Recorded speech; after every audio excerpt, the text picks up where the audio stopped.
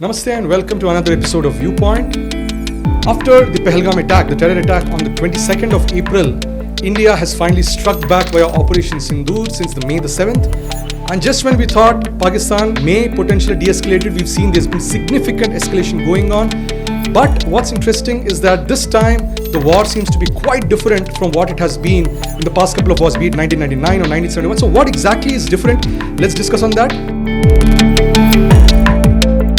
We have with us today Mr. Suresh Kochattil. Namaskar. So we've seen a lot has changed. When somebody says war, we have an imagery of people, taking guns or swords or horses and jumping into each other. But since the past 2 days, we've been seeing that there's mentions of kamikaze drones. We are seeing hammer missiles. We are seeing an Indian Air Force within the Indian airspace targeting deep inside Pakistani territory. So what's actually going on? How is it different from what's happened earlier? I think the war has changed. The wars have changed, rather. We should say the wars, because the Ukraine-Russia war is a case in point. The Israeli-Gaza, Lebanon, Houthi conflict is also a case in point. We don't see Israel sending its soldiers all the way to Yemen to fight, or to even Lebanon. Of course, they do. Their foot soldiers are there. They do house-to-house search. But when you are with Pakistan, when you have a war with Pakistan, it's very dangerous to send your foot soldiers into Pakistan. Right. Because one, it's a country almost similar to us, like landscape in terms of population and all that. So it's very dangerous to do an urban fight. Right. And our fight is not with the Pakistani civilians. Correct. The fight is with Pakistani terrorists And backers. and of course the ISI and Pakistan Army, which are their grandfathers and fathers and grandfathers. So we have to fight with them. You have to hit the head of the snake, not the tail. We can't catch the tail of it. So what has happened since 7th? First we saw the attack on the early morning hours that happened. It was a precise strike across 9 locations. Correct. Using something like almost 14 targets that were hit in 9 locations. Some other repeat hits. You saw in one place there was 4 hits. Correct. That happened. Obviously it's a big target, so they needed to hit 4 times to get that result. And I saw the picture of the place in today's Times of India. It was extensively destroyed, and the hit came from the roof. So it is very clear that we used scalp missiles in the attack. So today's technology allows you, in fact, just flashback to Balakot. We had to send a risky operation of sending our aircraft into Pakistan and Pakistan-occupied Kashmir both. Because the danger was that we could not fire the missiles and forget it. Correct. We didn't have a Rafale with us and the associated ammunition with it. So we had to send one decoy team to Islamabad, so that Islamabad thought that the attack is going to be on the Pakistani capital, whereas another set of aircraft was taking off for Balakot in the opposite direction. And that's the reason we saw Abhinandan being shot down in that Islamabad fight. Correct. And of course the other aircraft which went to Balakot hit completely, finished them off and came back. Right. Even in Balakot, when you look at it, the ammunition used was so good that the same ammunition which killed Nasrullah in Lebanon, he sits in a bunker, he was sitting in a bunker 3 floors below, and he died with a missile that bored itself into the building, go right into it and blast. And when you look at, I believe when you looked at his body, there's no injuries on his body. He died of shock. Correct. That is the kind of impact that ammunition creates. So here we used a series of ammunition that we use. We used what is said to be BrahMos, which is the greatest you can get in that side of the town. And if you recollect, a few years ago, one of our BrahMos missiles accidentally got fired into Pakistan. Correct. And we said, sorry, it was a mistake, galti ho gaya. But Pakistan didn't detect it. It was we who told them that it went and fell in their territory. Correct, yeah. Now, I have my own doubts. Of course, an Air Force officer or a couple of them were charge-sheeted. They were kind of, court of inquiry, court-martial, and they were dismissed from service. But I have my own doubts now, because was it a deliberate act to check Pakistani air defense systems? Because clearly this time there's literally been no interception of any of the attacks. Nothing. Not even a single one. One can understand if that attack. Today, as we look at the scenario, we thought it's done and dusted with that attack, which is specifically aimed at only the terror groups. Right. And we took a lot of pains to re-emphasize it during that press conference by Colonel Qureshi, and we had Vyomika Singh, where clearly they kept repeating, saying that this is only a non-escalatory attack. Correct. It was meant only at the terror group. So if you are in Pakistan's shoes, what would you do? You would only hit the Indian terror target, but we don't have terror targets in India. Correct. At the maximum, they'll say you are supporting Baluch, so go hit them. No, what is our problem? Correct. But they don't, because they know what will happen to them later. But if you get the long story short, what we did was we hit the targets as we wanted. with the first time technology of using Rafale. So we didn't have to cross the border. Correct. So we were near the LOC or the border and we hit them. And most of the targets were in Pakistan occupied Kashmir. But there were a couple of targets which were 100 kilometers into Pakistan and in Pakistan, Punjab. Correct. Now, when you talk of Pakistan, Punjab, there is a lot of what you call a significance in this. A lot of political significance because Pakistani Punjab is where the power of Pakistan is. Right. Not only they have the most fertile land, fertile agriculture, just like we had. They took most of the fertile land during the partition, but the British were very smart to give them that. But what they also did was they have the entire rich, powerful army, political establishment and bureaucracy all from Punjab. Right. There is very little help given to Sindh, representation given. Forget Khyber Pakhtunkhwa, there's nothing. And you can forget Balochistan, they also get nothing. But it is this Punjabi elite, the mafia as I call them, who kind of have this entire power in their hands. And when you hit them, it creates a huge psychological impact. Because they are under the assumption that nobody can touch us. No, but actually, isn't it curious that they had 2 weeks of preparation? We've seen a lot of movement of their equipments for 2 weeks. But still, nothing really could shield them from what was going to happen. So do you think there was a problem in the equipment they had? Do you think the people were not adept at using the equipment they had? Why was their air defense system so weak? Two things. One is the air defense system.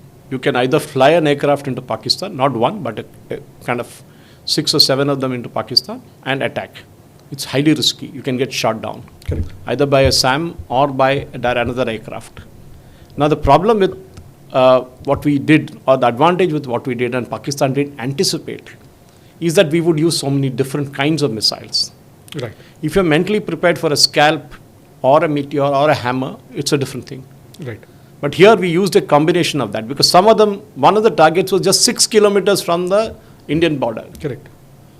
And one was 100 kilometers away. So you had to use a combination of these missiles. Correct. And that's what we did. We used a combination of them. And that is where I think the Chinese built systems which they have, they don't have advanced ones. The Americans wouldn't sell it to them, and the only other guys in the world who have that best equipment, better than the Americans, are the Israelis. Right. And the Israelis will never sell it to them.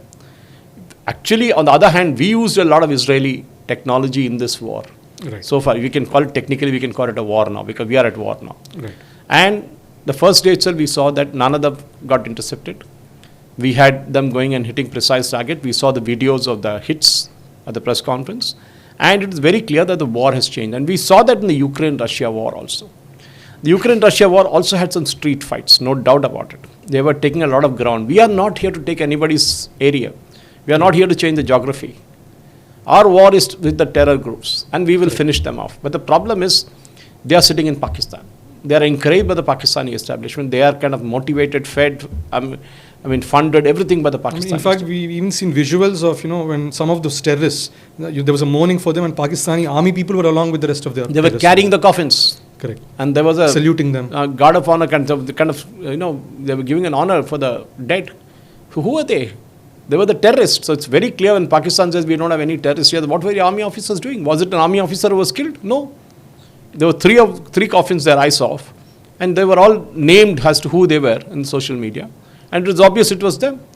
And today we saw one of the IC-814 hijack negotiators was also killed in another strike. Correct. So India is hit. The intelligence I think we had, thanks to Mr. Ajit Doval, who once worked on that side of the fence, was fantastic. We took time. The problem was, I remember the moment Pahalgam happened, a lot of my friends called me and said, Modi bomb kab dal raha hai? Modi bomb kyun nahi dal raha hai? So I said, boss, this is not a child's play that, you get angry with somebody and you go hit that guy. You need to wait. Correct. You need to plan. Sam Manakshaw took 6 months from Indira Gandhi to plan the Bangladesh war. He had time with the problem with the weather, he had a problem with logistics, he had a problem with equipment. He had to get everything and training. He had to do all this. And then he went and finished off in 12 days. Right. We also needed time. And we did, if you remember the Pulwama and then the Balakot, I think it was 12 days. Right. Here, it was 14th day.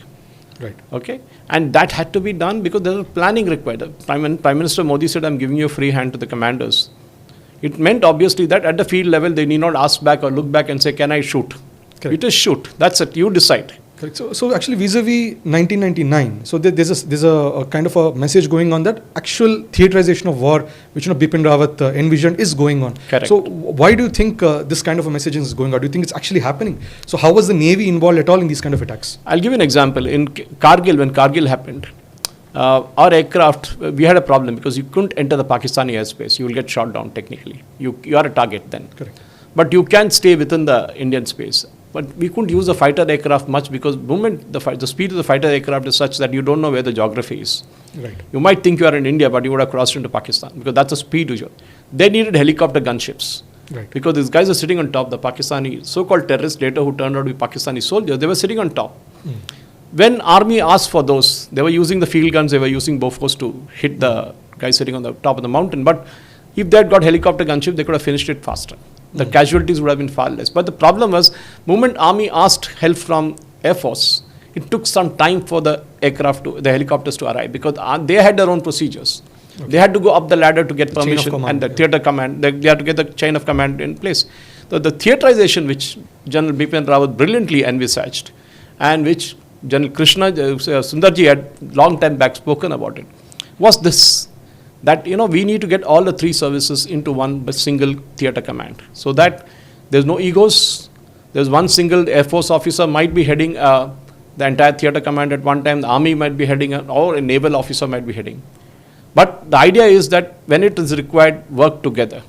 Right. And today we saw, as we speak, the fight that was now spreading to Lahore and Rawalpindi and Karachi, where we hit Pakistan with different loitering munitions, is the case in point. Because there would have been an obvious Air Force element involved in this. Right. There is an army element involved in it. And of course, Navy is keeping a check because you can fire the same missiles from a naval ship. Right. Especially destroyers or with INS Vikrant. And INS Vikrant is mostly with aircraft carrier. And it takes off that. But it has its own missile systems. But destroyers are there. Right. I'm sure they are roaming around somewhere in the Arabian Sea to take care of all this. So Pakistan will get confused where the fire is coming from. Right. Because they are always expecting it to come from the eastern side. Correct. But no, we hit them not from Rajasthan, not from Punjab, not from Jammu Kashmir. We hit them from Karachi side. They are confused then. They know what to defend. Correct. And as I understand, for all we know, that Karachi attack today would have happened from a ship-based attack. It's very close for them to hit from the ship. Right. So this theatrization, when we talk of war today and when we traditionally think of war, the Second World War and even the later wars, people with guns running around as you described, fighting face-to-face combat, literally 10 feet away and firing at each other. No. Of course, that is there. It's important. But look at the way Indian Army also changed over there. They brought in Agniveer scheme precisely for this. Right. Because a 21-year-old can run up the hill faster than a 40-year-old man. Correct. Let's admit it. Both are soldiers, but then the age catches up. We all know how it is. Correct. So naturally, the younger your army is, the fitter they are. Correct. Of course, you need experienced people also, those who are in command, the CEOs and others and all that. But the entire thing is, these youngsters are adapted technology today. Right. They are coming from good educational background. They have learnt. Some of them might do engineering and still get into Agniveer. Some of them might do ITI and get into Agniveer. Today, you have simulator divisions, even in Sikandrabad, the place where I stay very close to that. You have simulators of all the scenarios that are there. I haven't gone inside, but I assume that's what it is. So, you need people who are adapted technology. The problem with us in the earlier time was that we used to take a 10th class fail guy and make him a Jawan. Then we give him a very sophisticated piece of equipment to handle, which he can't, no matter how well you train him. But today you are ensuring that with the Agniveer scheme that you do this, and theatrization of command happens right from top to bottom. Correct. And the bottom guy is always important because it's always the man behind the machine. Correct. So not just the machine. Correct. So in fact, there's been a couple of unconfirmed reports as we speak today that there has been some escalation from Pakistan side, and at least 15 cities were targeted. So what exactly are Pakistan targeting in these 15 cities now? Because there's no terrorist thing, anything over here. What exactly are they targeting, and how is it that none of them really did any significant damage? I think they were shooting blind. Okay. Because when you want to attack a terrorist target, you have a target. But otherwise, like if you've seen the 71 and 65 and other wars with Pakistan, they will always hit an Ambala cantonment, a Pathankot, a Uri, or other places. That is through extremists, right? That is. Yeah. No. They hit the plain target. They bombed Ambala airstrip. Okay. They will do all that. That's a strategy which any Air Force will do or any army will do. Right. Because the moment you bomb an airstrip, you cannot use it any longer. Your flights cannot take off from there. Or you bomb a cantonment.